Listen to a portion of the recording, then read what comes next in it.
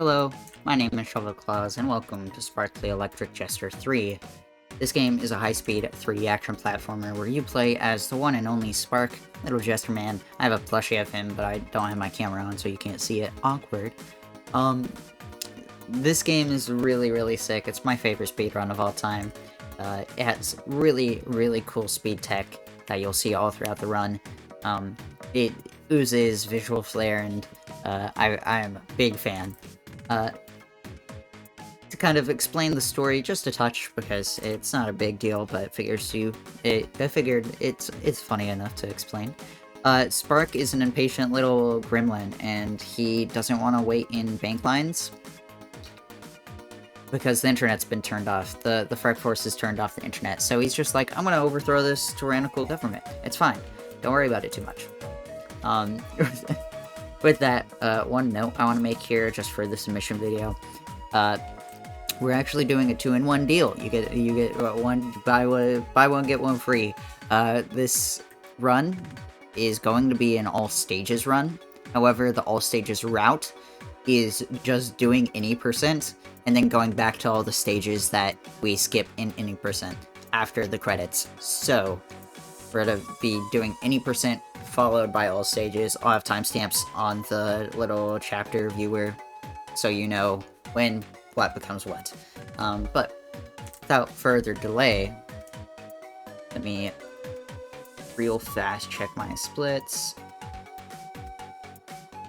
We're looking good. We're not good. I need to swap around some stuff. Everything is now fine. Now we're good. Alright. I'm gonna save that. Cool. So, without further delay, we're gonna play on Combat Easy Jester. It gives us a small advantage in the damage department, because this game has combat, and also platforming difficulty normal, because it gives us the most control.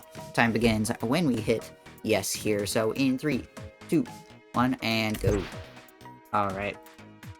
So every great platformer has its amazing first stage. Mario has 1-1. Iconic. Who could forget? Sonic Adventure 2 has City Escape, for example. Man, I love snowboarding. Well, I mean, I guess it's kind of similar. We get a race car. We get a race car. We get a car. Why does Spark have a car? This is not the only stage where this little guy appears, by the way, but it's the only time you'll see us actually play it. Because Spark literally runs faster than a car if you know what you're doing. It's really funny. But we're forced into the car for this first stage. To kind of explain car mechanics here as I explode. The car will have a little nitrous meter. We just use that every now and then. We want to boost around 350.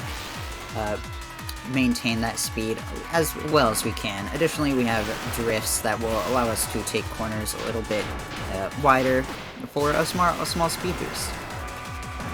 None of these enemies will refill our meter, but the batteries on the track will. So we'll want to hit the batteries, make sure our meter gets filled up. We have this big old loop coming through here, so we're going to just boost all the way through.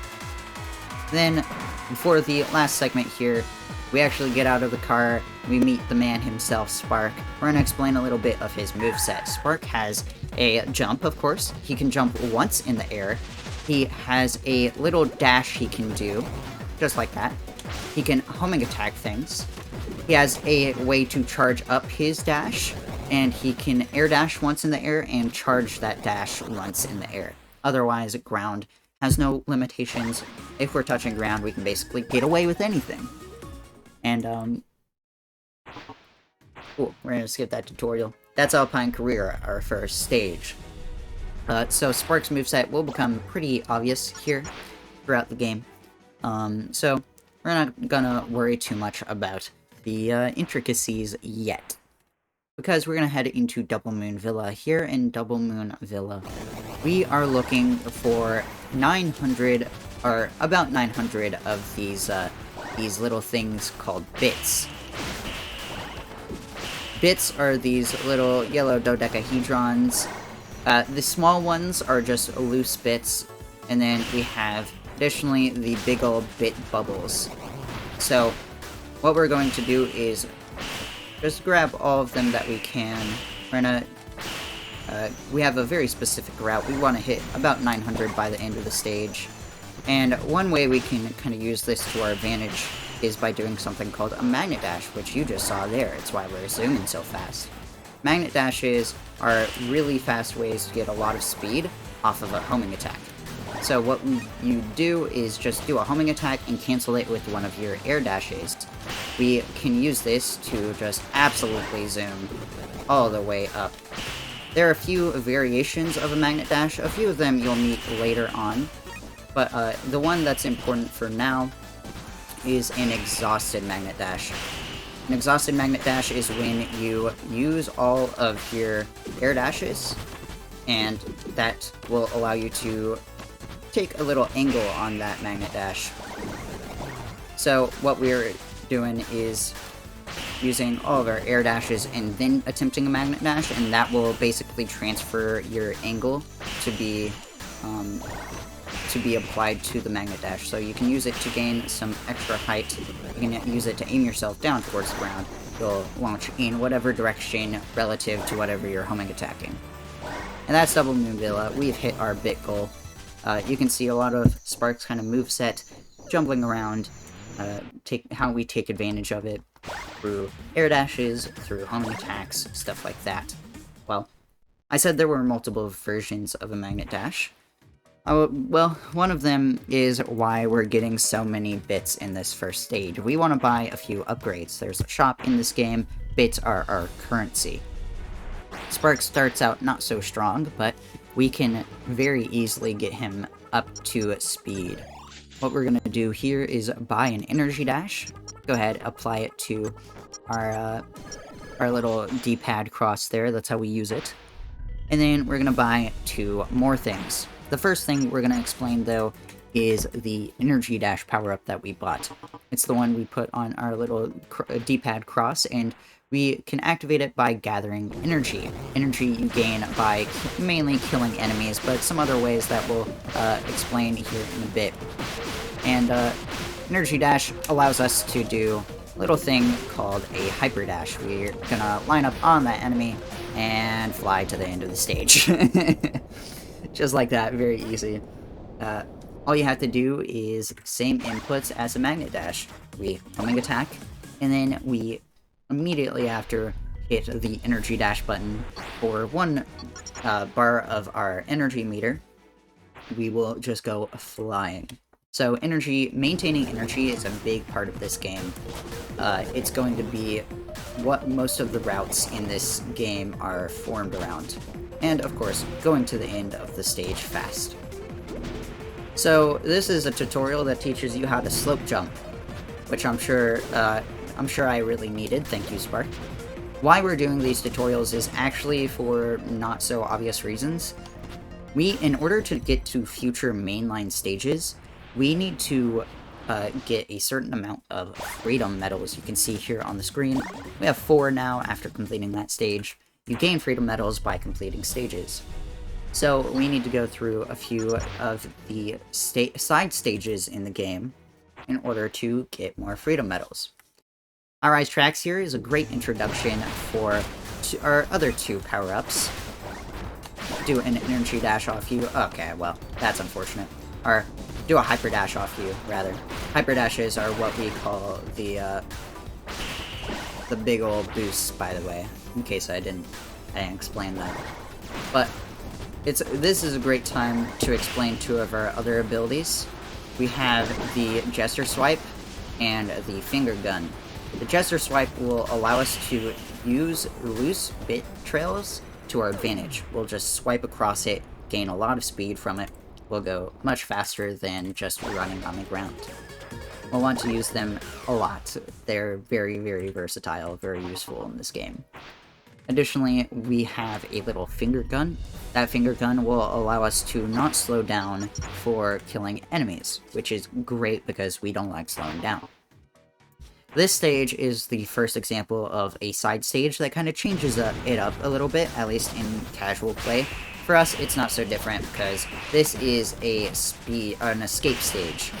What that means is that we're going to just want to get to the end goal before the time limit runs out. However, we'd want to do that anyways because we're speedrunners. We're gonna bonk into the wall, that's fine. But we can recover it just fine. So yeah, that's pretty straightforward. Cold Dry Desert changes it up a little bit, but not much for us. However, it is going to be a consistent theme that some stages will just have alternative goals. And you're about to see another one after a tutorial. Sorry. Before that tutorial, though, we're going to head back into the shop. We've been collecting some extra bits here and there, so we're going to buy regen breaking. Worry about that later, it'll come in handy. Next up, though, Charge Jester Dash tutorial. This one, again, straightforward. The Charge Jester Dash is just one of our base kit things, and this teaches us how to use it properly. We can hold the charge button up until we get full charge. We're gonna release it for a little bit of extra energy. One thing, though, we can explain while we're in this tutorial that isn't so obvious is something called a dash jump. Dash jumps are very straightforward. What we're going to do is dash before we jump, and that will give us a little bit of extra height, just like that. That's a bit faster than running up that ramp all slow. And then, gonna jump up into the goal there. Another tutorial down, another Freedom Medal gained. You will see that we have unlocked the next main stage, the thing that we were collecting Freedom Medals for. This guy. But we don't want to go there quite yet, because in AM Village, we want to collect some more bits. Additionally, we just want to take the fastest Freedom Medals we can, so that's what we're really doing, is... Sure, that's one way to fail the stage. What we're doing is just completing the fastest stages, and that's why any percent and all stages are a little bit different, because in all stages you do have to complete all of the stages, no matter how fast they are. But in any percent, we can actually afford to skip a few stages, because the game doesn't require us to beat them all. Here in AM Village, we're going to be collecting some more bits. Thankfully, though, it's not as difficult as in Double Moon Villa, which was our first stage where we collected a lot of bits. Can I... Thank you. We're gonna hit the Hyper Dash there. Magnet Dash off you. I guess one thing to explain in AM Village that I haven't explained yet is the goal of the stage. We want to collect 10 of the blue coins around, which is great, because we're going to go all around the stage to collect our bits anyways. Might as well also grab some coins. Very nice stage to just get extra bits in. So we are at our required amount. We wanted 500 coming out of there for our rail boost upgrade. Like I said, don't worry about it too much yet. Because coming up, we have a whole new sector of the game to explore. Combat. This game has literally Devil May Cry level combat. It's literally like it's character action. Spark here has a light and heavy attack. We're gonna sprinkle them throughout each other. He has a long string of combos, but the aerial heavy light attack is going to be our most useful. Additionally, we can charge up the finger gun to just sprinkle in some extra DPS here and there. And lastly, he has a parry there, which will allow us to block some attacks and also gain a lot of extra energy off of other enemies' attacks. And then lastly, he has a combo meter up in the top left. We want to keep it at 1.9x, the longest we can, as basically always. And that is the first area, Terminal Village. We are finished with Terminal Village now, so we will be moving on to our next area. Don't worry about me changing my difficulty. That will come in handy in a little bit. We're going to be at 1 health for what is the hardest stage in the game. I'm not kidding. Lost Riviera. This stage really shows off the power of hyper dashes when it goes well, and I hope it goes well. Do a little charge dash, get that energy bubble. These blue bubbles will give us a ton of extra energy. We're gonna just go ahead and restart the stage since we missed the 2 backups there. We're gonna aim for this little blue energy bubble. Like I said, energy bubbles give us a ton of energy. They are by far some of the most useful collectibles in this game. They are very, very good. We're gonna come up to you, do another hyper dash off you. Gonna fly on over to you. That's actually one of the worst hyper dashes to miss because there's no easy backups. That's fine. It gives me some time to explain rail boosting and regen breaking, which I typically would just explain right here anyways, but it's fine. Regen breaking and rail boosting are 2 sides of the same coin. We have the rail grinding in this stage, kind of a consistent mechanic in this area. Regen breaking is trading off a bit of our speed for energy, and rail boosting is trading off some energy for some speed. So you can see why they'd be 2 sides of the same coin. We're going to use them in tandem with each other. Here, we're going to come on up here, do a little magnet dash off you, launch off you. We're going to be a bit careful there. That's fine. No biggie. Oh, okay, cool. I just got hit. That's kind of bad news. If we take another hit, we're transferred back to our last checkpoint, so we want to play a bit safe here. Thankfully, there is a checkpoint coming up here. That, oh, okay, I guess we are hitting it. Typically, you want to jump off that little, oh. Okay, saved it. Typically, you want to jump off that little rail, but that's fine. We're gonna hyper dash off you, bring us over to this little platform. Hyper dash off you. This stage is super dangerous, by the way, just because we are on 1 health, but it is by design, by our intention. You can also play it a bit safer and not go down to 1 health. Well, I'm a bit of a masochist. I like playing it risky for the max time save. That was a very solid Lost Riviera, in all honesty, even with all the weird mistakes that happened. This stage is really, really difficult. It's a bit of a nightmare. Anyways, that whole time we've been on 1 HP, and it's because immediately after the stage we're thrown into Boss the Guardian. We'll meet this guy 3 times. 2 of those times, the game does not care if you win or lose, so we're just gonna lose, because it's so much faster than beating him up. Especially when you turn your health down to just 2 hits killing you. It's great. Once there was a castle, yada yada, story stuff, I don't care, it's a speedrun. Next up, we're gonna change our combat difficulty back to Easy Jester, just so we don't forget it. And we have a bunch more stages unlocked to us in the second area of Drenian Desert.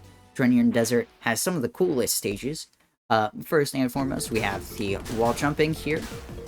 This is a tutorial about wall jumping. Great. You can see more examples of dash jumping here. Cool. And we just hit the stage goal from underneath. I forgot to split for the Guardian. Oopsie. Great. Perfect. Awesome. So, we're gonna head into our next stage. Another tutorial, wall walking here. This stage should be called wall running, because if we do the strat correctly, it is so sick. So we're gonna charge up dash, wall jump, wall jump, wall jump. Wall jumps actually increase your speed just a little bit, so we can use that to get quite a lot of speed. We don't have as much as we'd typically have, but that's fine. Ooh. Alright, we messed up the strat so bad we're taking it all the way back here. Oh, unfortunate. We didn't hit that checkpoint. No biggie, though.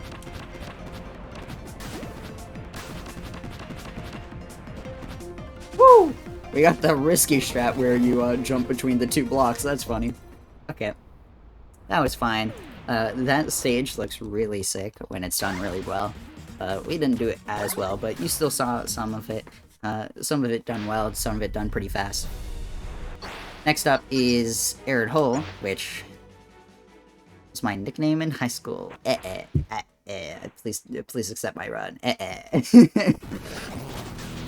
I'm so sorry. Alright.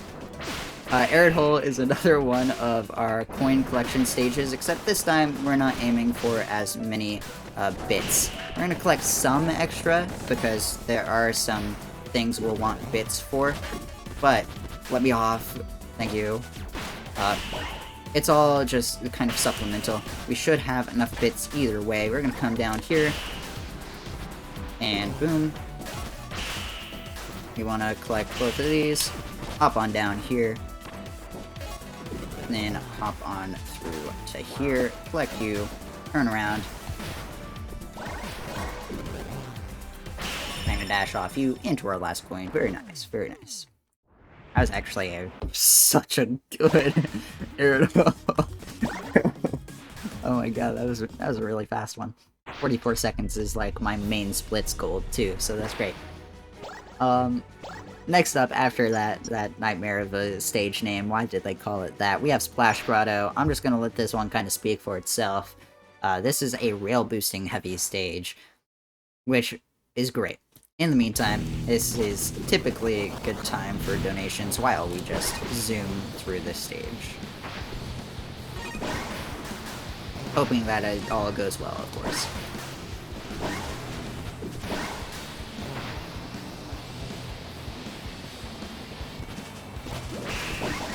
Woo! Alright.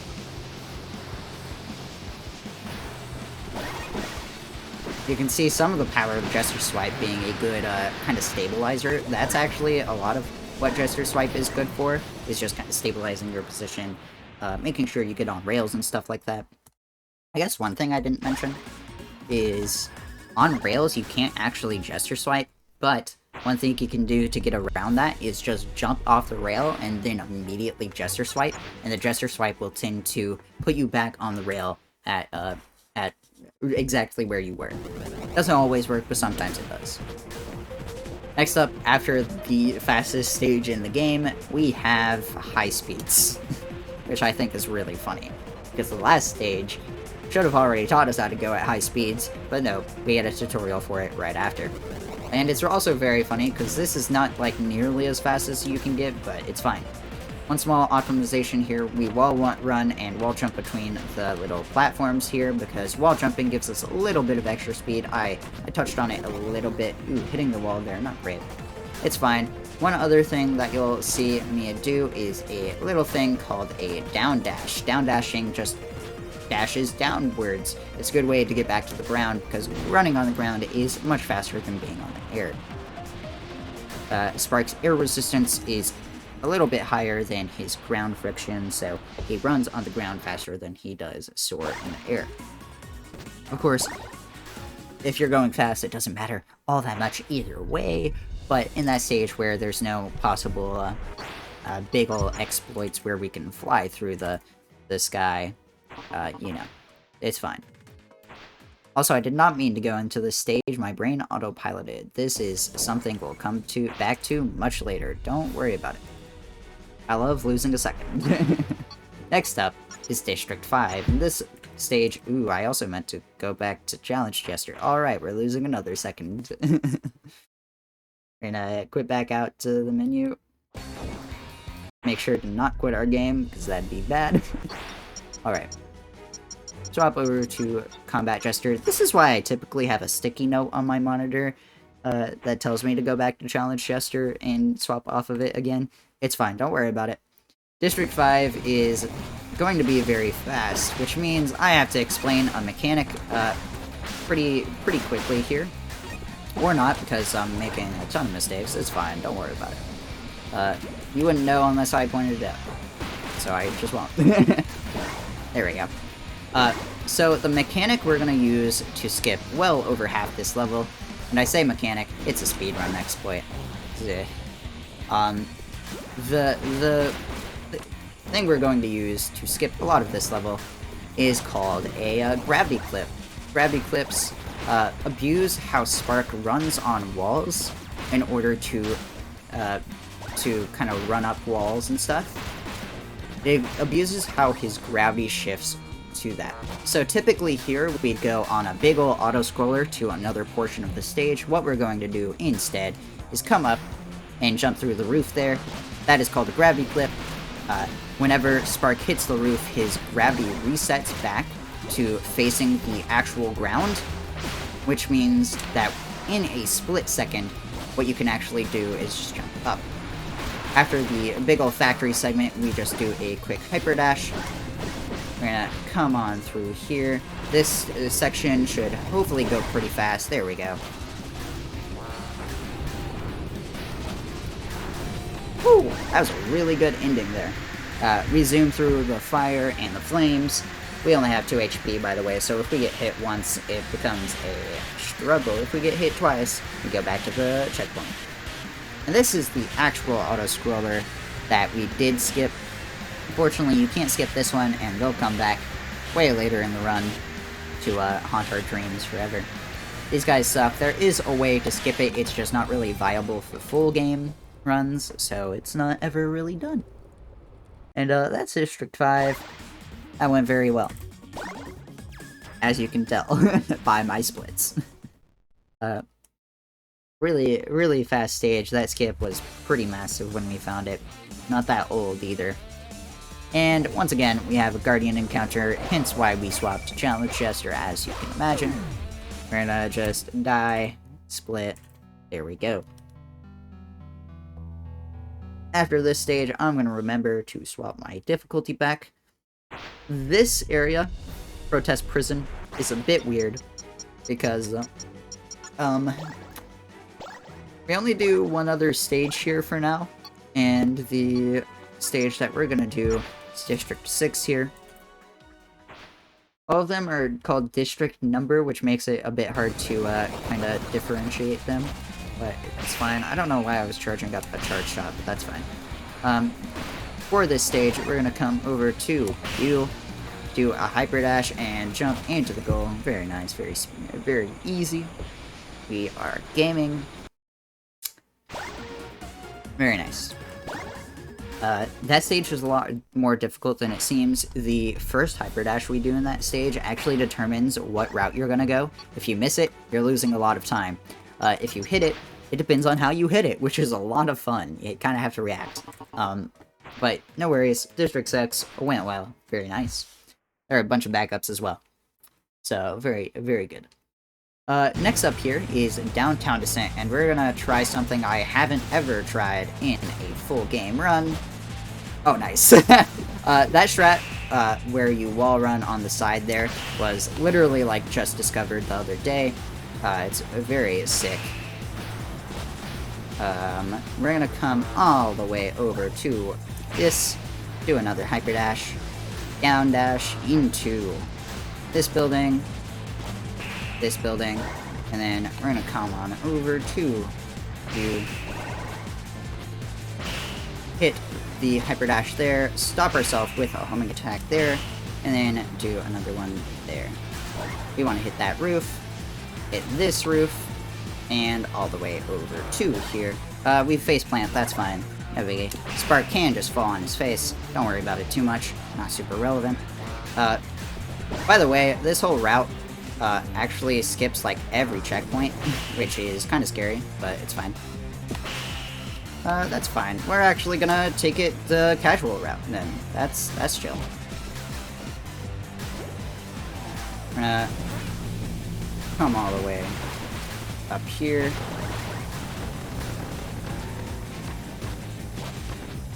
Thankfully, this stage, we actually avoid almost all of the stage's normal route, which is great. I do not mind, because it's pretty slow. Alright. Reminder that all of this is without picking up a single checkpoint. If we die here at the end, we will go back to the start. Anyways, we're good now. That was Downtown Descent. That route was a bit scuffed, but no biggie.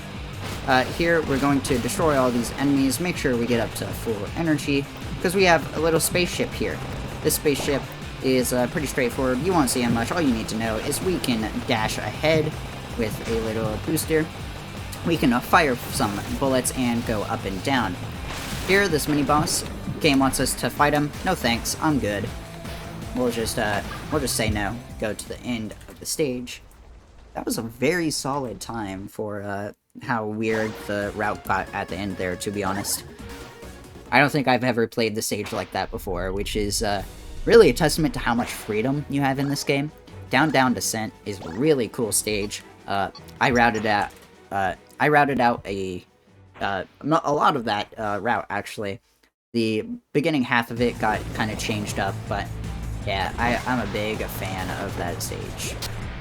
Speaking of stages that I am a big fan of, here we have Strike Sewers. Strike Sewers is unique in the sense that we just go out of bounds.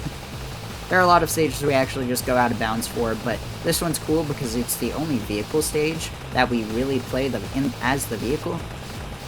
Vehicle stages tend to suggest vehicles. You can technically do this entire stage without this ship, but it's a lot slower, and also we can't go out of bounds like that. Very easy, very straightforward.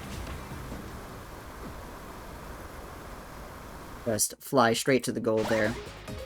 I actually really love that strat. You just squeeze yourself between two little slopes, and game doesn't know what to do, so it just pushes you out. It's very cool. Next up, we have Squabble Spillway. This is another one of the blue coin stages, except this blue coin stage is kind of lame. Well, minus the blue coin hidden right behind you. For a long time, people actually didn't know about that. I had to point that out to a few people, which was pretty funny. I remember it all just like it was yesterday, despite the fact it was like all the way back in October. Jesus Christ. One other thing that we're gonna do in this stage is a little thing called double down dashing. As you can see, one down dash doesn't really do much, but if we double down dash, we actually go down a lot further. A lot faster, rather. And then we're gonna finish it up here, Tree of Life, all the way into our last coin. Very nice. Next up is the Residential Rattle. I actually do all 4 stages in downtown, or in Protest City, which is this whole area. Protest City is actually a lot of fun. I actually really love all the stages for this place. Residential Rattle is probably the fastest of them all, because all we do, charge to the right, magnet dash off you, come over to you, and hyper dash all the way to the end. And we take a very specific angle. We can't just go straight through that building, because there are mandatory fight sequences all throughout that stage. However, by just avoiding where the mandatory fight begins, we can actually skip literally every single one of the what's it called? Mandatory fight sequences. Like, if you don't go in the little bounding box they give you, it literally just doesn't start. This is Roadway Rally. I can speak, I promise. What we're gonna do here is collect a bit of energy off the side through an energy capsule. They'll just give you a little burst of energy, kind of like a 5-hour energy shot or something. And then we're gonna come all the way over to you. As you can imagine, the stage wants you to get in the race car again. Like I said, Spark is faster than a race car a lot of the time, especially when you can just climb the out of bounds walls. And we're out of bounds, technically. Ouch. Facepalm. That's fine. That's fine. Or faceplant. I got my words mixed up. Oops. So what we're doing here is literally just walking all the way over to the goal. It doesn't matter that we just died, because we hit the goal. And boom. Stage complete. Very nice, very fast. Skips a whole bunch of driving. Skips a whole bunch of walking as well. You can actually play that entire stage without the car, but of course, we don't even want to run on the track all that much. We're just gonna run out of bounds. Next up is Boss on the Run. This boss is pretty special because we're playing as the ship. You have to take down this big ol' carrier ship. It's gonna launch a ton of bullets at us, a ton of lasers. we're gonna actually use the ship's missiles. You can see as I damage the ship, actually the energy meter fills up, and if we fill it up enough, we shoot out a bunch of missiles that instantly kill whatever we're looking at. Additionally, here we have a new character.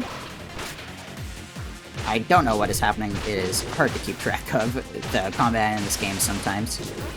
This is Officer Beartrap that we're playing against, and we're playing as Float. Float is a pretty unique character and also pretty helpful, actually. So, she's a big part of the story. As you can imagine, she can float if we hold the A button. That's about it. We're going to buy her from the store, largely because she costs literally 1 bit. There's no excuse not to, and she's really convenient for backup strats. If we mess up, we can just swap to Float, and we'll float wherever we need to go. Oh, I didn't mean to buy you. Why did my thing double click? Oh, that's really annoying, actually. I have to restart my game because of that. I hope my timer doesn't mess up. That'd be really frustrating. Can I pause you? Sorry. That's very frustrating for me as well. Okay, well, if we quit out of the shop without saving, we can actually just kind of get out, and hopefully, if we resume, my splits don't seem messed up. Let's go. Okay, we're gonna do that again. We're going to hop into the shop, buy Float, and then we're not gonna even test it with the extra powers. We're just gonna quit out. Doesn't matter. Not yet.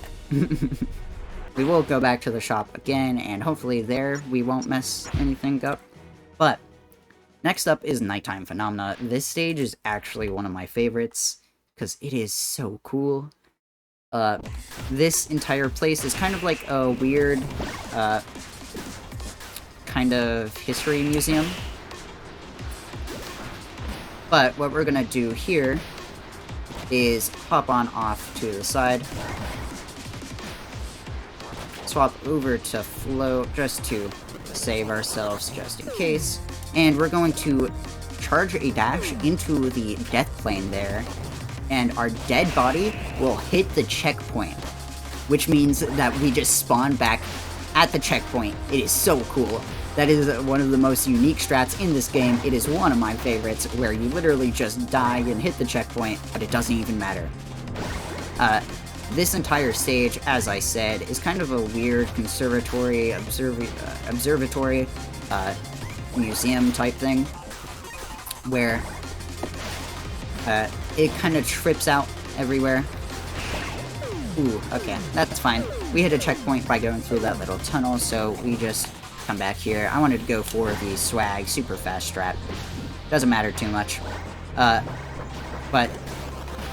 yeah, that skips a huge interior section where you have to fight like 8 of these little wall guys that are currently bodying me despite literally being stationary. So it makes it to where that is literally the only time in this stage that you'll see the little wall guys. You'll see them once in the 20% run, and then again in the run back for all of this other stages. Can I please hit this hyper dash? Or hit a hyper dash? Okay, there we go. That ending was a bit scuffed, but that's fine. We're gonna ride these rails all the way to the end. You can kind of see just how, like, trippy and cool this stage looks. Also, shout out to the ending here, which is literally just a copy-paste of the beginning. Such a cool, unique idea. I love this stage so much. I love this entire area. We're currently in Hysteria. This entire place is just so cool. It oozes so much charm and character. Lake Vepard really did just go all out with some of these stages, and they're some of my favorites in the game. Dropship Daybreak is similarly unique. So what we're gonna do is turn immediately around, grab all of these coins, and then we're gonna hit this coin while restarting to checkpoint. kind of the same idea as the checkpoint abuse, except we go back to the main stage's spawn point. And then we're gonna let off the charge dash there. There we go. Got plenty of energy there to hop on up here. Hop on down here. This little dropship is the namesake of the stage, because when we leave, you may have noticed it was night before. I wanna let you shoot again before. There we go. And now it is day. Wow, they really gave that away in the stage name, huh? Ooh, I don't have enough energy now. Okay. Oh, that's fine. We're gonna hop on over here, and we have all 15 of our blue coins. That went pretty solidly. I'm a big fan of that stage. The shift to day is just kind of unique. If you restart after going into the ship, you'll actually respawn outside where you would typically, except it's daytime now, and it's very funny. Next up here is Heaven Park. Heaven Park is going to treat me well, I hope, because this stage is basically a Mario Kart circuit. Yeah, we're on a time limit. We gotta go through both. This is also the only point in the run where I issue a flashing lights warning, because, frankly, some of the little textures on the floor can be a bit crunchy. Oh, that's so unlucky. We hit the jump, but oh well. We got caught on the boosters. Not the worst that can happen, in all honesty, but definitely isn't too great. So we're gonna do a little backup here. There we go. Hyper dash off that yellow bubble. Come all the way to the end. You can see on our second lap, we're a bit trippy. The weird yellow or weird red lava hit the goal. Very nice, very clean. Yeah, no, that stage is also very cool. One of my favorites. It feels so satisfying when you hit it just right. It goes by super fast. No, that stage is just absolutely fantastic. So here we're gonna skip Endless Hall, but you may notice we don't have the Freedom Medals required. That's by design, because what we're going to do now is head into the extra powers. My thing didn't double click, thank God. We're gonna buy... I didn't mean to buy you either. My brain doesn't work. We're gonna pause my splits again. Hold up. We're gonna restart my game. I bought the wrong power-up for the old patch. We're playing on new patch, so I need to... Ooh, okay, my shopping today is not great, which typically would be like, yay, I'm no longer addicted to shopping. but I kind of need these things. Pretty funny, but everything is okay. I apologize to the verifiers if this PBs / world records. We're gonna head back into the shop and buy the right things this time. What we're going to buy are some combat moves. What we wanted to buy, same price tag, Overcharge. Overcharge is going to buff us for a small amount of time. And then additionally, we want to buy a multi-shot blast here. We're gonna buy this for temporary reasons. And then also spin charge here. Spin charge, multi-shot blast, and overcharge will all help us immensely in the next few levels, because they're all combat levels. The reason we're routing this way is because we earlier in the game don't have as many bits for the combat abilities. So what we decide to do is just shift it up, and that allows us to get some pretty nice nifty combat abilities for some of these stages. So here in this stage, Canyon Zero, this stage is one of the more unique ones, because what this stage actually is called a raid stage. And what that means is that we have to collect a certain amount of score. Score is underneath our timer almost exactly. When we collect the amount of score that we're looking for, we can then exit the stage, and we have a very specific route that, when done well, will be very fast. I didn't do it fantastically, granted, but it's fine, no worries. Next up is Beatdown Tower here. Beatdown Tower is strictly combat. So we're going to explain a little bit more about the combat. What we're doing here in this stage is going to be abusing a lot of spin charge. Spin charge will deal a ton of damage to all of the enemies that are caught in its blast, so we do it a lot in order to deal a lot of damage to a lot of enemies all at once, since they spawn in waves. Additionally, here we're going to use multi-shot blast a lot, which is an ability that just fires a lot of bullets. Once again, it is single target, but it's typically pretty nice for doing a lot of damage. Here we're gonna shoot you, charge up a spin dash here, and then multi-shot blast you, multi-shot blast you,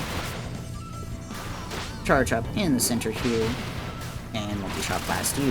Very nice. The combo meter being at 1.9 there helps a ton with that stage. It's worth noting that depending on what patch you play, you actually take very different strategies in the combat stages, because in the current patch 1.2, Overcharge got a significant buff to where now it deals a ton of damage. So, here in District 4, another just base wave after wave combat stage, we will do a lot of the same that we were doing before, except I am doing it poorly. That is not a biggie. So, it's worth noting one more thing about combat, and then then it would be a great time for some donations, or, whatever, messages. What we actually do in this stage, or one more thing that helps us out a lot in combat, and another reason that we buy float, is because of the little face mark there that appears on whatever enemy you are targeting at the time. That face mark will allow us to deal a lot of damage after hitting a certain amount of attacks. Can you not hit me, please? Basically, after 20 attacks, it'll activate and kind of explode the enemy a bunch. Very useful for juggling enemies in the air, which is a big combat mechanic. And additionally, it's just extra DPS, so extra DPS is always nice. Next up, we have Boss Throwback. This is the toughest boss in the game. I'm probably going to have to focus a little bit for it. Boss Throwback is a throwback where you play against 3 bosses from Fark's past. All of these guys appear in Spark the Electric Jester 2. Of course, Spark was not in Spark the Electric Jester 2, believe it or not. So, you can see on the little name tag health bar there, Fark, question mark, and then our last guy was just 3 question marks purely. Oh, that's actually really bad. I did not mean to activate that yet. Okay, that's fine. That's not a big deal.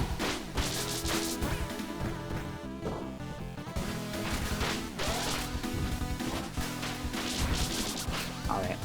And, so, we have one more boss left. It's the big baddie himself, Shadow Double. He has a little bit of an invulnerability period here. So, here we're just going to, make sure our combo meter is up, and then hopefully we can take him out here. Okay, we're getting a bit bodied, that's fine.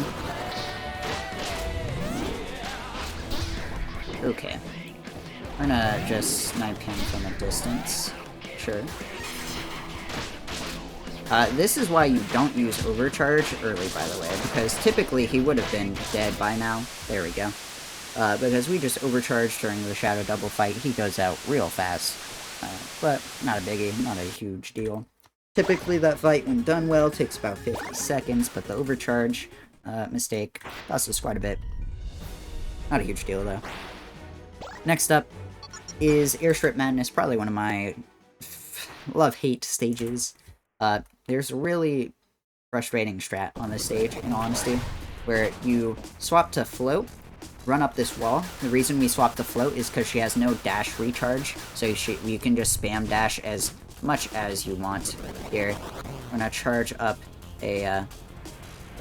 charge dash there. We're now out of bounds, and this is good for us because we have a huge open field here. We can spam down dash on the little slopes here, and additionally we can wall jump, wall run on something, and then down dash off of it in order to do what we call a wall dash. Unfortunately, hitting the booster there is unfortunate, but it's fine. A wall dash is just another way to gain a lot of speed, especially off a wall run. So what we do is just wall run and then do the down dash off, and that gives us a ton of extra speed for reasons we don't really understand.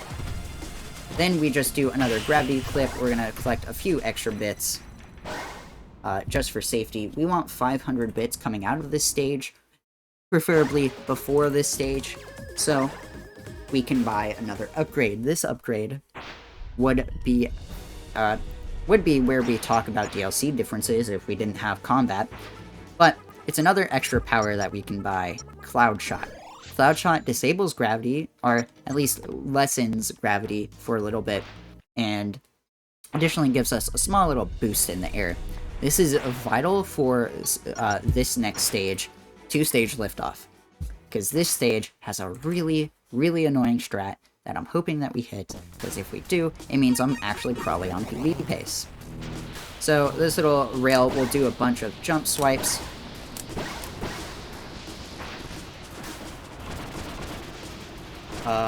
Ooh, we're high enough to hit it. Nice. Alright, so we just do a bunch of cloud shots, and that gives us enough height to just immediately head into the goal, and all of a sudden I'm on, like, actually decent PB pace. What is this? That's crazy. These splits are really bad, by the way, so the 5 minutes ahead is kind of natural, but, like, I'm actually on PB pace in any percent, which is crazy. Next up is another very challenging stage. This game decides to throw everything in its late game. It's kind of frustrating, because you get here and your run dies all of a sudden. This is Suborbital Scramble. This stage is in outer space now. What did you think the rocket was for in 2-stage liftoff? But this stage has us do a very precise hyperdash off of these 2 bit bubbles, and if we can hit it first try, we can actually just fly all the way up to the stage. We don't have enough height. Oh, that's so unlucky. That's not a big deal, but yeah, if we hit this, it's very, very fast, very speedy. We probably should just use more cloud dashes, to be honest. Where am I? Where am I? Okay, that's weird. I've never failed the stage like that before. You're supposed to homing attack on these little springs here, but it's fine. Well, we're gonna do it once again. There we go. So, Cloud Shot here, also very useful, because that means we can just fly all the way to the top of the stage. And boom. We're done. Alright. Should be fine. I'm curious what my splits are. I want to open another live split, but I'm not sure if that will do something to me. So I'm just going to go on YouTube on my phone, because now I'm actually kind of attached to this run. Next up is Mayday Midday.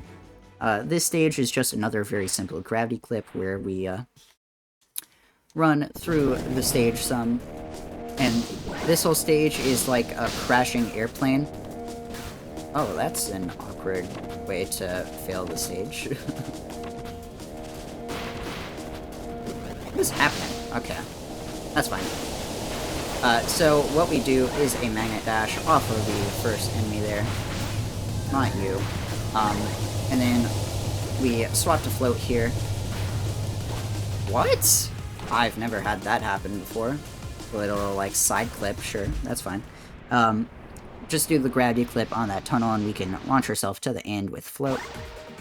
Pretty fair, pretty nice. Okay, let's see where I would be in my actual PB. This whole run has been just immensely scuffed.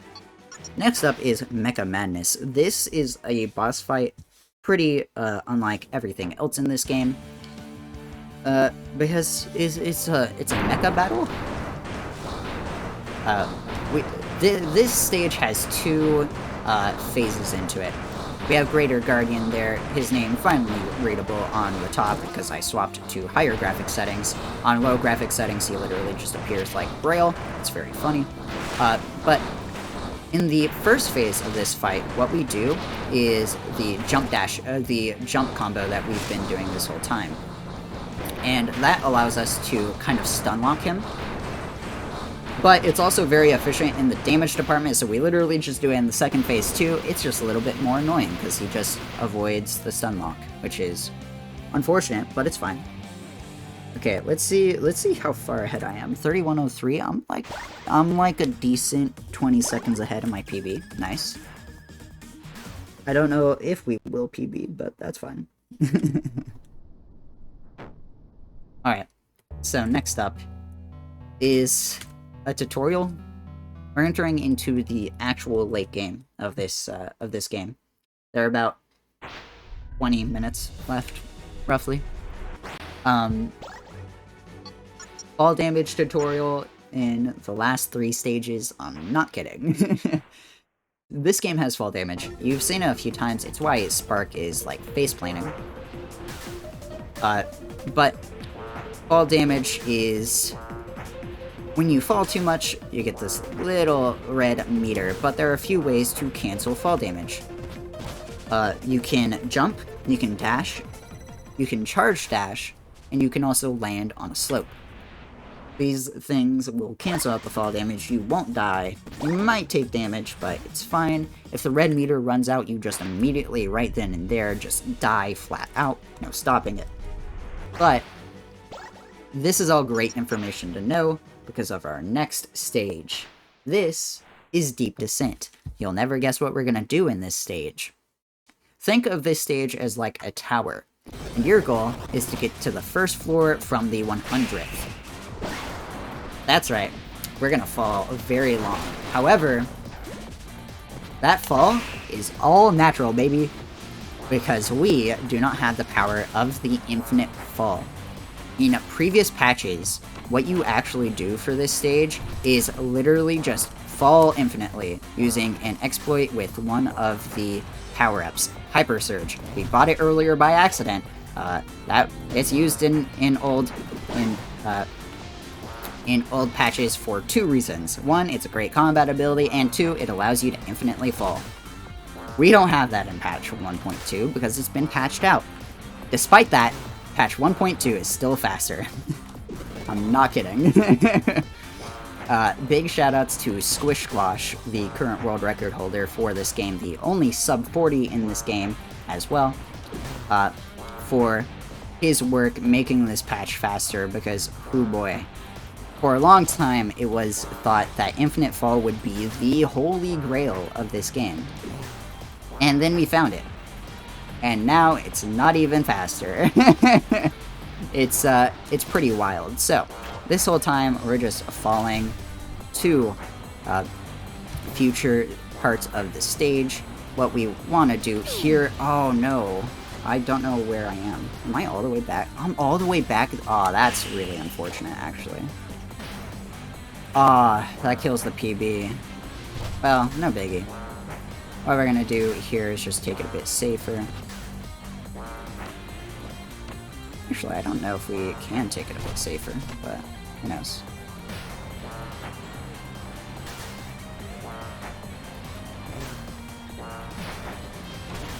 Okay, that's fine. Unfortunate that the PB died, but oh well. I wasn't going to PB anyways, my Utopia shelter is not that great. Regardless, yeah, huge shoutouts to Squish Squash who made 1.2 faster by pure spite. He just didn't want to play 1.1, I don't think. So, yeah, no. He put in a ton of work to make this patch actually faster. So, yeah, while we're following the rest of the way, this is a great time for more donations. Honestly, if it were to happen in any stage, this would be it. Deep Descent is actually just really challenging as a stage. We have to take this a bit slower, I'm realizing, because we don't have the energy that we'd have otherwise. So, no biggie. We're still on good pace for at least in all stages time. Right. So yeah, this is all parts of the stage that you'd preferably never see in this run, but because we don't have the energy, we do. Also, we hit a little bubble there. That's funny. These little guys will just chase you around. It's very cute. I actually kind of like these guys, the bubble enemies. They're kind of funny. But yeah. I didn't want you. I wanted you. Yippee. But yeah, this whole last few stages, well, this stage in particular is supposed to be like a 7-minute long gauntlet of just constant enemies, fast running, really, really cool set pieces. But in the speedrun, we just fall past all of it because it cuts out a lot of the stage, surprisingly. Anyways, we're not finished quite yet with the falling. We have all that left to go. The goal is in that little hole at the bottom of the stage. Here, we're going to run off the side. You may be wondering, where are we aiming for? Don't worry about it. You can't see it anyways. What we're going to do here, though, is cloud shot, and we should very shortly here. There we go. We're on an invisible ceiling. And then we run right off. We're aiming for the 2 little rails there now. And we should have enough energy to get there pretty safely. There we go. And now we just have this ending rail at the bottom of the stage here.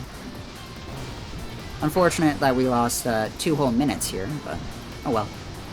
Actually, that's like 3 whole minutes. And no, it's 2. But yeah. If it happens on any stage, it'll happen on Deep Descent. During an actual marathon run, I'd probably take a few safety checkpoints. I did not do that because this was actually on PB pace, and then I paid the price. But it is what it is. This stage is really challenging, so unsurprising.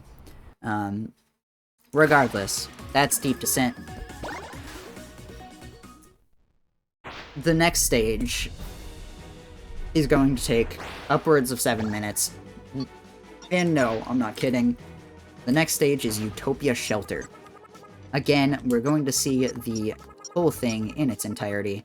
Before we do, though, what we're going to do is head into our shop here and buy a few extra moves. These extra moves are just extra combat pieces that we'll want to use for one last fight. That's right, the Guardian's back, baby. We have to actually kill him this time, though. We can't just change our difficulty down, because he stops us from entering into Utopia Shelter. He's, all angry at us. There are a lot of story reasons for this, but it all kind of works out. So, this is probably a good time for more messages, probably some of the last time as well. Because Utopia Shelter is one hell of a stage. It's gonna be lengthy. But that is Flint. Flint has been defeated. Fun fact, if you do 2 dash jumps and then double down dash, you can take fall damage. Purely off of off of yourself. It's great. Alright. So, loading into Utopia Shelter. Typically, the strat here, for me at least, is to gather enough energy to do a Hyper Surge, which takes a full meter, turn around, go out of bounds, and then Hyper Surge all the way to the bottom. But, fun fact, that's a lot slower. So what we're going to do here, especially since, Hyper Surge falling is patched out, is pretty much play this as intended, except a lot faster. So, we're going to use some slope jumps. Unfortunate there that we didn't get enough, but that's fine. We'll just hit a hyper dash off you. And this rail will make up for our sorrows. Wow, we really didn't get enough height there either, unfortunately. Alright, well, there's no way to back this one up cleanly. We just kind of have to eat the time loss here, unfortunately. Typically, we want to maintain our speed off of those two slopes to be able to jump all the way past all of this. And then, ooh, okay. We're gonna collect some extra energy there, because we missed the Cloud Dash. Cloud Dashing is just a Magnet Dash, except instead of a... Okay, there we go. We're fine. Smile. The stage is really difficult, in case I didn't mention that. It's probably the actual hardest stage in the game to do really well in, because a lot of it is very fast-paced and very difficult platforming. So it's fine. Smile. But yeah, typically we want to maintain our speed off of the little slopes there. Unfortunately, we did not. And then, additionally, we didn't hit the Cloud Dash there. Cloud Dashes are just Magnet Dashes, where instead of an Air Dash, you cancel it with a Cloud Shot, which can gain you a lot of extra height, but we use it there because of the speed. Honestly, this is kind of what I get for not warming up Utopia Shelter before this. Thankfully, though, Utopia Shelter isn't all that punishing. It's very difficult, but if you die, there is typically a checkpoint pretty close by. That cannot be said for the Infinite Fall version of this stage, because, yeah, no, that's a lot different. The Infinite Fall version of this stage is a lot harder.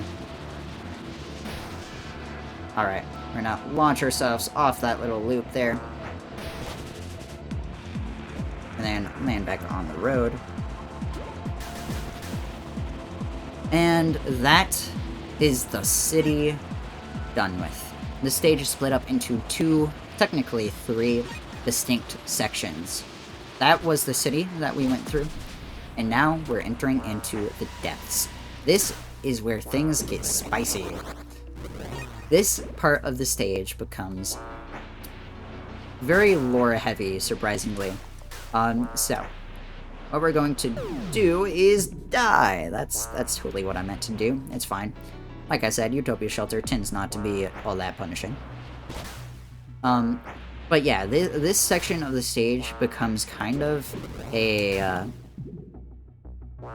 Ooh, okay. Okay, cool. We died again. That's great. This section of the stage becomes kind of strange. You can kind of see it. This little booster aiming straight off the deep end. Oh. Okay. Sure. Bet.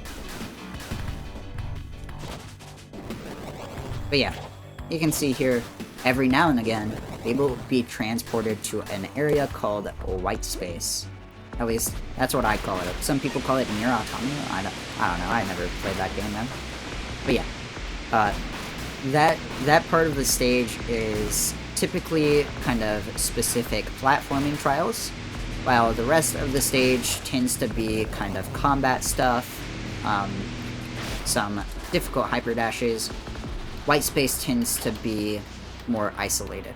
So, it's a nice break. We tend to not do too many tricks there, but once we load back into what is technically reality,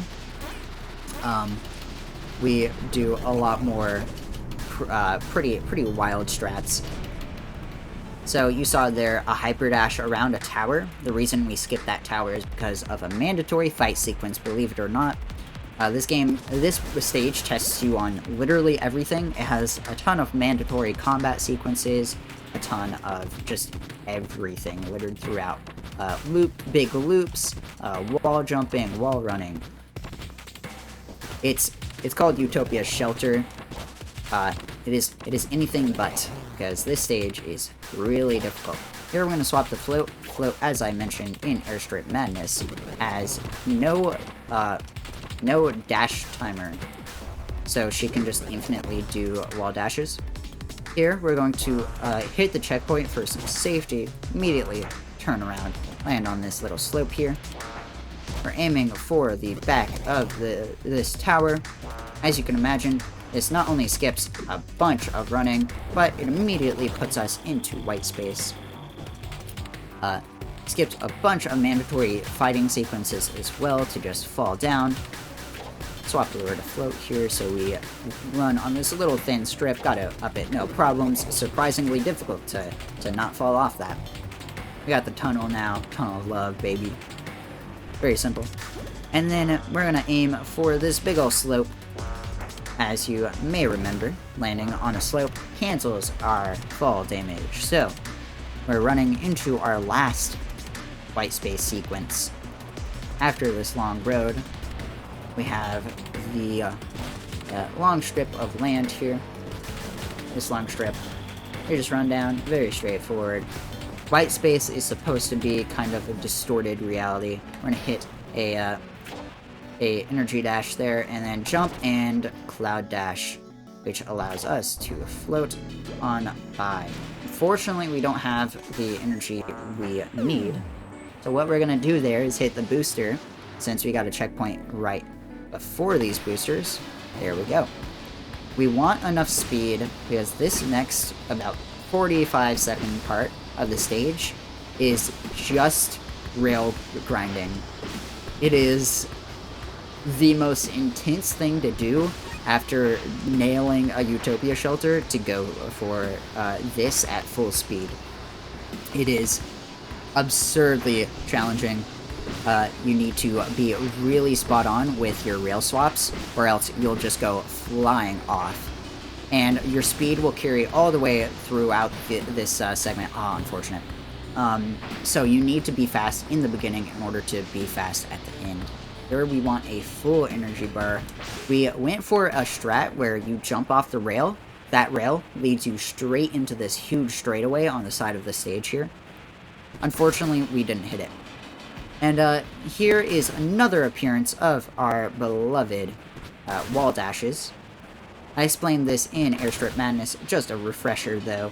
If we wall run and do a drop dash off of it, it gives us a ton of speed, and this is a great example of just how powerful that speed can be, because it's so fast that it becomes difficult to control, where there are two segments in this run where we can actually feasibly do it. It is that segment and an Airstrip Madness, because they're the only ones with enough space. Also, you may be noticing the wall shifting here, and a few texture errors in the city there that we ran through. Intentional. My computer is not exploding or anything, it's perfectly fine. Hopefully. That's all intentional, it's by design, don't worry about it too much. You're gonna have to play the game to figure out why that is. This game has a really fantastic storyline, if you ask me. Some people not a big fan, that's okay though. It's a lot of fun, I think. One more mandatory fight sequence skipped, just on that little brick wall there. We're gonna run into the void here. These little O-rings will catch our fall, no longer deal fall damage to us. We're gonna make sure we're turned around. We want 2 bars of energy here because we're transported into white space one more time. In this white space, all we're going to do is look for the stage exit, which is right behind us. It is denoted by all of these little blocks here. And into the goal. I also realized I forgot to split for Flint. That's fine. Doesn't matter too much. That was Utopia Shelter, my favorite stage of any video game of all time.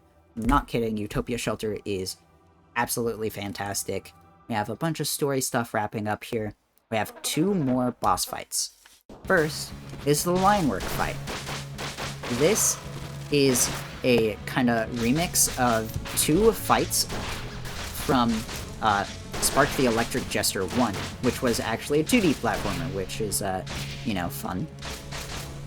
But instead, we're playing as Fark, and you'll see more of Fark later on in this run since we're doing all stages. But Fark is a very different character compared to Spark. He has all new combos, all new attacks. Additionally, he has something called Static Mode. You can see it up there. Static Mode, while our energy bar is full, will heal us, but it will also deal some extra damage and also do a little explosion. So now, Fark is dealing a bit more damage. Also, we're fighting against a line work Spark here. Don't worry about our friend too much. He's going through it, man. It's okay. But after line work, we have one more fight, and that will be the time for any percent. However, keep in mind, this submission video is 2 categories.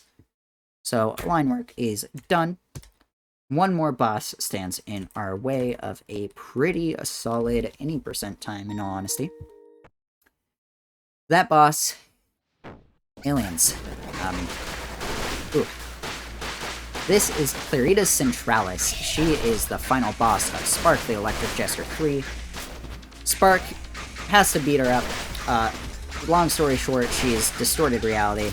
I'm not gonna explain too much. But seriously, go play this game. It is my favorite game of all time. We're gonna come up on time here. On the fade to black, after the stage goes white, is when time is. I'm so sorry about the bitrate. There's nothing I can do, man. Look at this. Look at this. I'm sorry. But time will be in 3, 2, 1. Time. However, that is not the end of this run. We have a credit sequence to skip through, Friday Night Funkin' jump scare, and one more cutscene until we unlock Fark and Safarx. Safarx is a combination of Fark and Spark, some of their best qualities brought together. And as you can see, we have 2,000 bits to spend immediately after Utopia Shelter. Every time you go through Utopia Shelter, you get 2,000 bits. Just so happens, Fark costs 1,500. We're gonna go ahead and purchase him and set him on our hotbar for reasons that we'll see in a little bit. And admittedly, Fark isn't nearly as helpful in this patch as he is in 1.2, or 1.1 rather. 1.2 is our current patch that we're currently playing on. So we won't see him as much, but you'll see why we buy him either way after a few stages. This is Lost Ravine. The reason we skip this stage is actually not super apparent. We actually could replace this stage with a combat stage if we wanted to, but unfortunately, the fastest strat for this stage on 1.2 is a tube gravity clip. We hate these things. They're just really frustrating, but it's fine. Here we're going to bring out Fark for one reason and one reason alone. He has 2 air dashes, which is great for us because that allows us to get a little bit more mobile. Here we have enough energy. We're going to hop off the out of bounds wall here. I don't know why it's there, but it's fine. Hop into our goal. Very nice, very simple.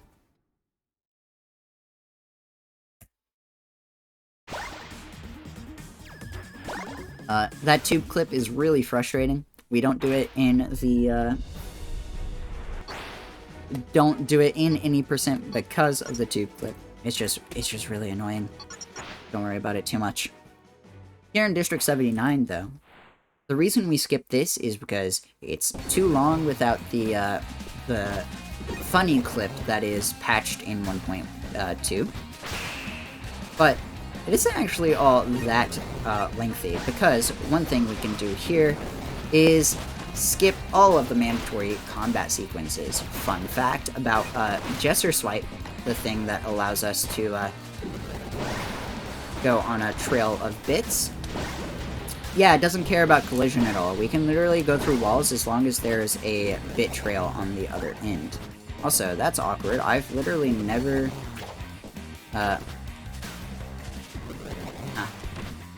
I've literally never had this happen before. That's an interesting way to lose time. It's fine. But yeah. In this stage, we are going to skip all of the mandatory fight sequences. We literally just go around them, and the game is like, oh yeah, you're fine, you can do that. So there's one on this little platform there. We've skipped all 3. However, this last one is a little bit more tricky for that. No, we were literally right there. Alright, that's fine, because we have another way to do it. We're gonna hop into the void. That's exactly what I meant to do. We're gonna destroy this box. Fun fact, by destroying environmental features, you can also get energy. Anyways, we were just a little bit not fast enough to just go straight through the fight, because if you're too fast going through a fight, the game will just have too long of a delay. You'll just run right through it. But not a biggie, we can just go underneath the fight. And it's a good backup, but not as fast as just going straight through it, not as stylish as going straight through it either. So a bunch of mandatory fight sequences skipped there. Very nice, very easy. Unfortunately, District 9 is going to be the longest of our funny stages. Again, reason we skip this becomes pretty apparent here in a little bit. Also, man, that was a terrible beginning. That's fine, though. So, yeah, we're gonna hop on you. Let me up, please. Thank you. Alright. And typically, we would do a funny clip. I keep saying funny clips, because I don't want to spoil it too much yet. But, typically, we would do a clip to go out of bounds.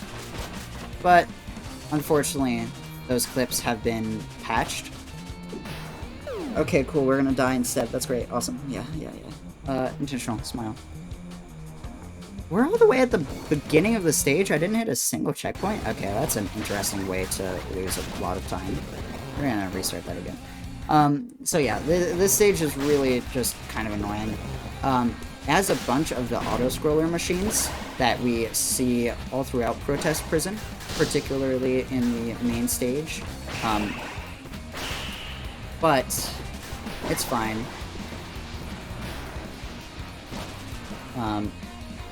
Yeah, so we're just gonna take the auto-scroller here.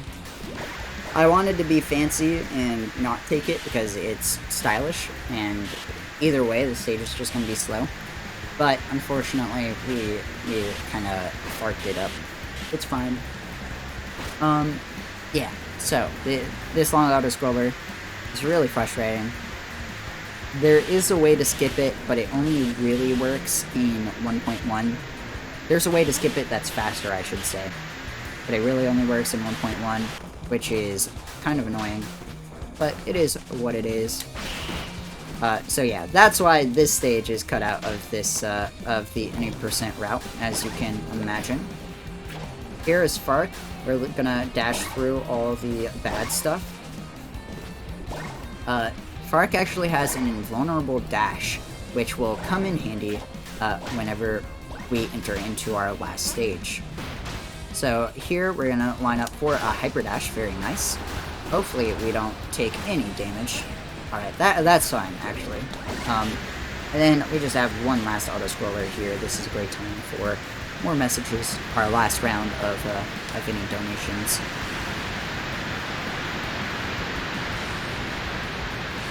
And yes, that is actually just how loud the waterfalls in this stage are. They are terribly balanced, audio-wise. I don't know why they're so loud.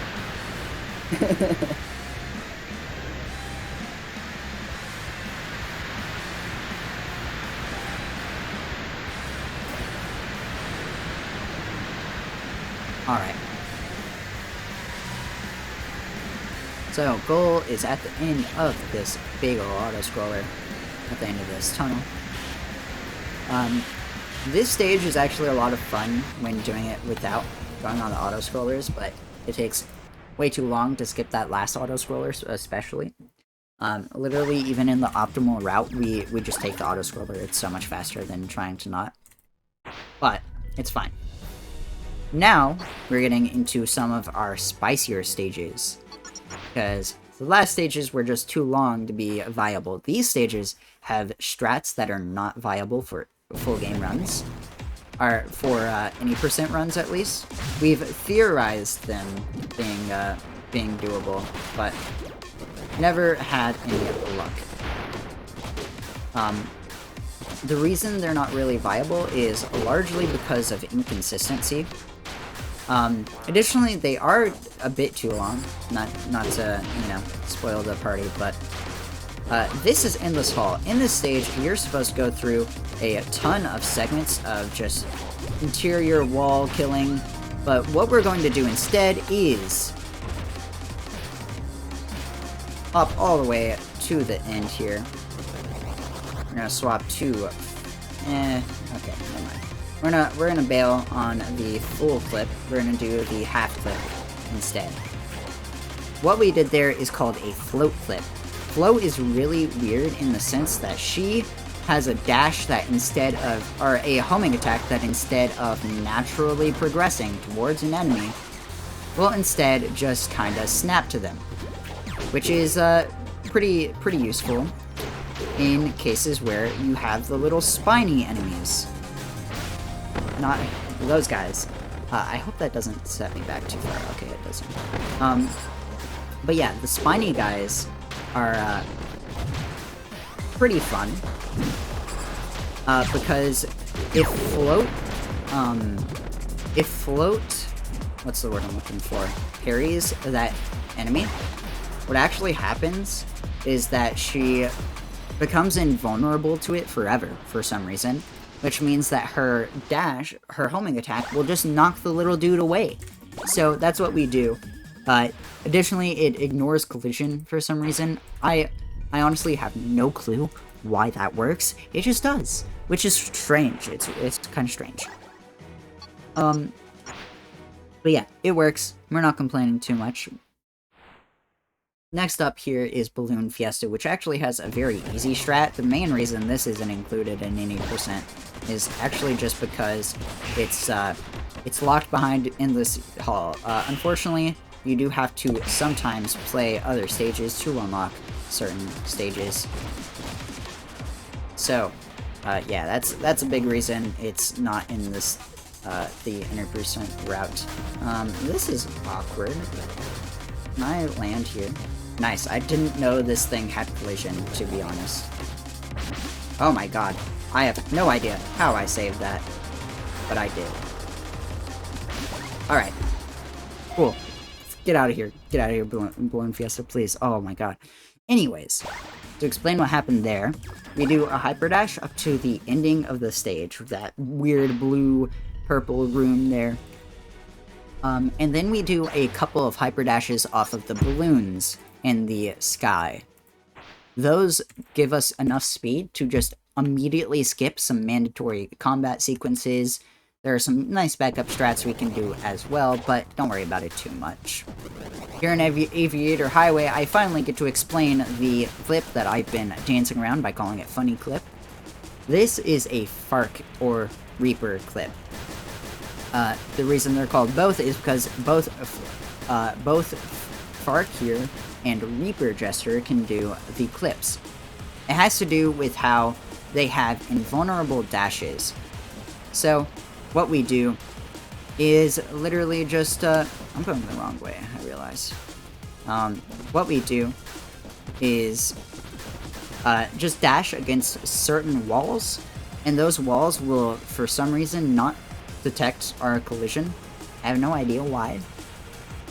But it allows us to just clip right through them. And now we're out of bounds. And what we do out of bounds here is actually very straightforward. We just walk to the ending, because we can. We go back in bounds for that little energy bubble there, because it's in our way. Might as well. But I'm gonna give a few... this is typically where I'd give my shoutouts here. Since this is the last stage, time will come up when we hit the goal. But yeah, this has been Spark the Electric Jester 3. A ton of cool speed tech. Hopefully explained well. Hopefully. It goes by super fast, super speedy.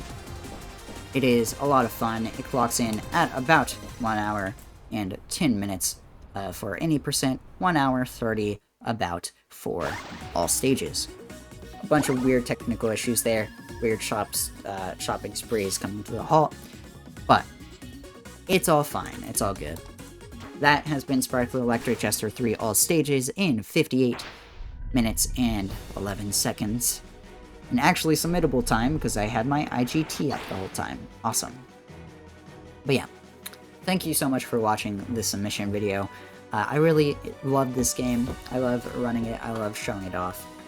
There's so much cool stuff in this game, and hopefully all stages is a great way to show it off, but any percent does just as well.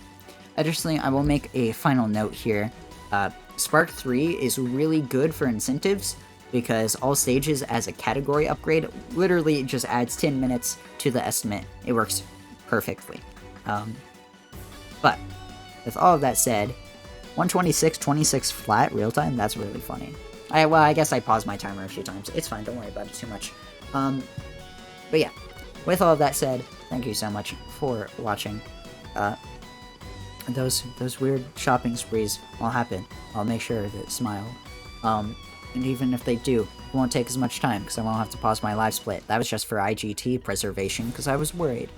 But yeah, thank you so much for watching. I appreciate it. Hopefully I get to run Spark in your event. I really love this game.